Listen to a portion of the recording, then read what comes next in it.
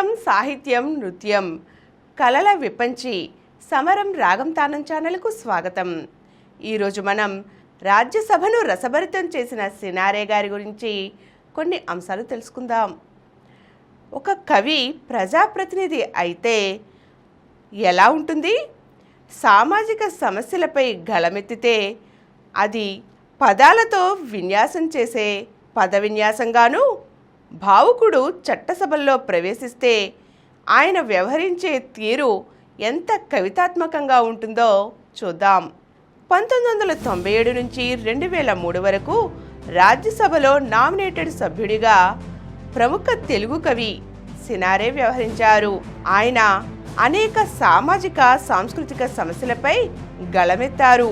అనర్గళంగా హిందీ, ఉర్దూ, ఇంగ్లీషు భాషల్లో కవితాత్మకంగా ప్రసంగించారు.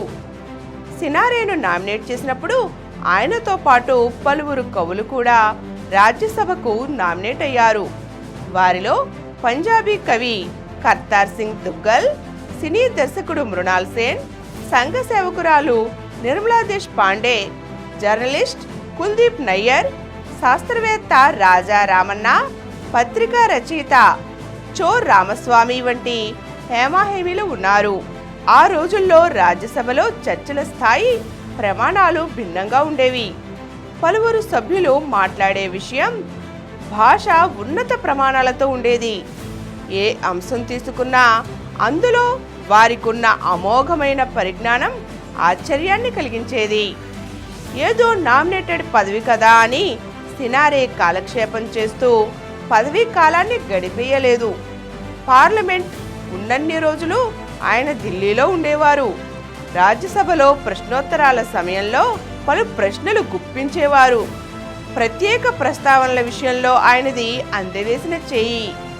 సినారే లేచి నిలబడ్డారంటే సభ అంతా ఆసక్తితో చెవులు రిక్కించి వినేది. ఎందుకంటే ఆయన మాట్లాడుతూ మధ్య మధ్యలోనో చివరిలోనో ఒక ఉర్దూ గజల్ వ్యాఖ్యలను చదివి సభను రసభరితం చేసేవారు. కవి, మేధావి కనుక సభలో ప్రస్తావించే అంశాలలో ఎక్కువగా సాహిత్య, సాంస్కృతిక అంశాలు ఉండేవి. జర్నలిస్టులతో ముచ్చటించి ఎప్పటికప్పుడు తాజా విషయాలను తెలుసుకునేవారు. పాఠశాలల్లో తెలుగు భాషను బోధించడం మానేయడంపై సినారే అనేక సార్లు తన ఆక్రోశాన్ని వ్యక్తం చేశారు. త్రిభాషా సూత్రాన్ని ఖచ్చితంగా పాటించాలని ఆయన వాదించారు. తెలుగు ఫాంట్స్ సాఫ్ట్వేర్ ఈ పాలనలో తెలుగుకు ప్రాధాన్యం ఇవ్వడం కోసం ఆయన ప్రశ్నలు గుప్పించేవారు. దేశం నుంచి పెద్ద ఎత్తున మేధో వలస, విదేశీ మ్యూజియంలలో హిందూ దేవతలను అపహాస్యంగా ప్రదర్శించిన తీరుపై ఆయన ఆవేదన వెలిబుచ్చారు. గాంధీజీ విద్యాభ్యాసం చేసిన రాజ్కోట్ పాఠశాల శిథిలావస్థలో ఉండడంపై ఆయన సభలో మాట్లాడిన తీరు అందరినీ ఆకట్టుకుంది. సుభాష్ చంద్రబోస్ జన్మించిన కటక్లోని జానకీనాథ్ భవన్ను ఒక జాతీయ స్మారక చిహ్నంగా ప్రకటించాలని ఆయన డిమాండ్ చేశారు.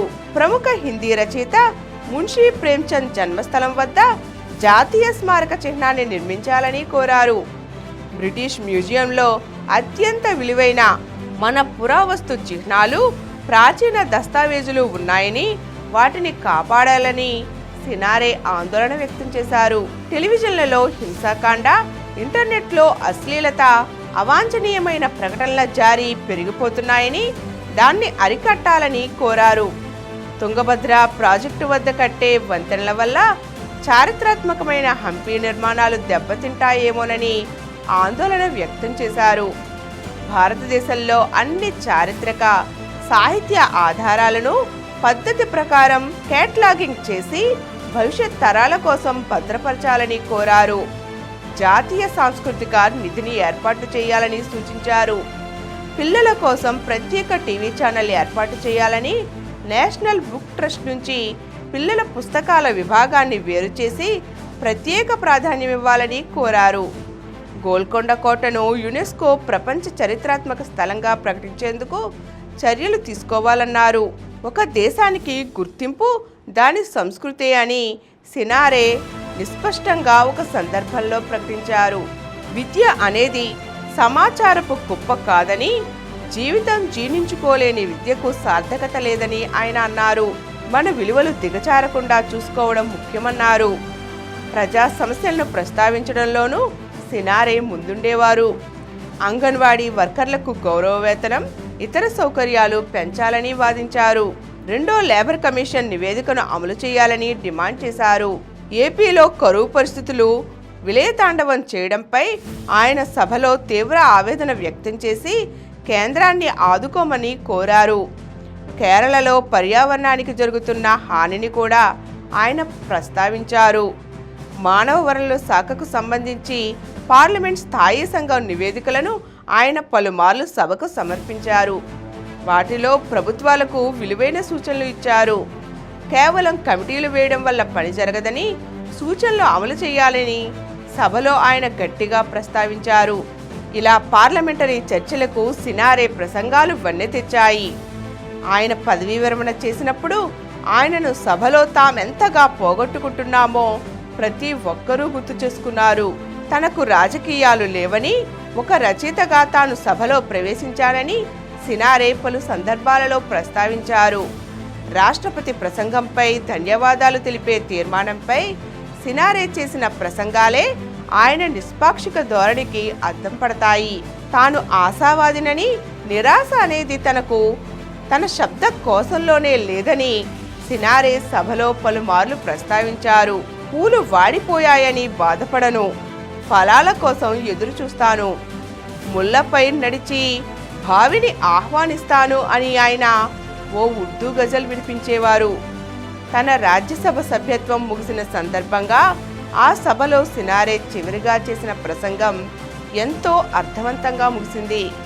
ఫిరోజ్ షా నగరంలోని తన ఇంటి పిట్టగోడపై ఈరోజు ఉదయం 6 పక్షులను చూశానని, అంతలోనే అవి ఎగిరిపోయాయని, అదేవిధంగా రాజ్యసభలో తాను గడిపిన 6 ఏళ్లు పక్షుల్లా ఎగిరిపోయాయని సినారే చెప్పారు.